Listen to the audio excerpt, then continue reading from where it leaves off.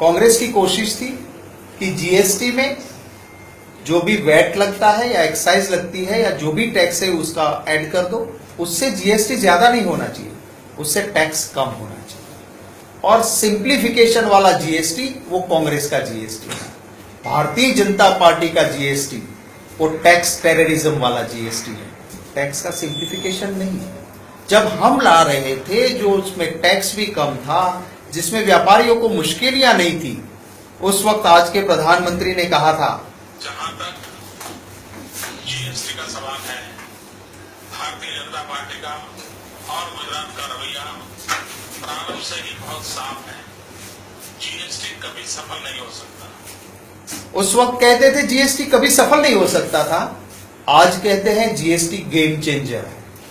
और जो जिन चीजों पे भारतीय जनता पार्टी ने जीएसटी लगाया है, हमारा 2011 का जीएसटी बिल और भारतीय जनता पार्टी का जीएसटी बिल आमने सामने रख लो, ईस्ट एंड वेस्ट है।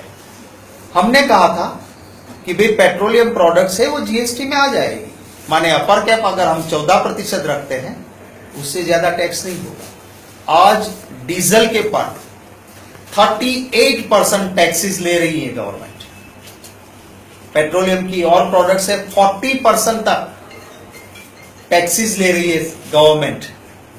तो आप ले आइए ना उसको जीएसटी में। जीएसटी का तो बेस ही है कि दूसरा कोई टैक्स नहीं होना चाहिए, आप उसको अलग नहीं रख सकते। तो ये आ जाता है आपका कम होता है, जहां जनता को फायदा होता है वो जीएसटी से बाहर, और बाकी चीजों में किन चीजों में जीएसटी आपने डाला। आप बात दिव्यांग की करते हो, और जो दिव्यांग बच्चे अपनी भाषा को समझने के लिए ब्रेल लिपि यूज करते हैं, उस पेपर पे आपने जीएसटी डाल दिया। जिस टाइपराइटर से उन दिव्यांग बच्चों की भाषा लिखी जाती है, उन टाइपराइटर पे आपने जीएसटी लगा दिया। आपने किसान के ट्रैक्टर पे जीएसटी बढ़ा दिया, आपने पेस्टिसाइड्स पे जीएसटी डाल दिया, आपने किसान के वो औजार जो स्केड्यूल 1 में नहीं आते हैं उन पे ना एक्साइज ना वैट था, आपने जीएसटी डाल दिया।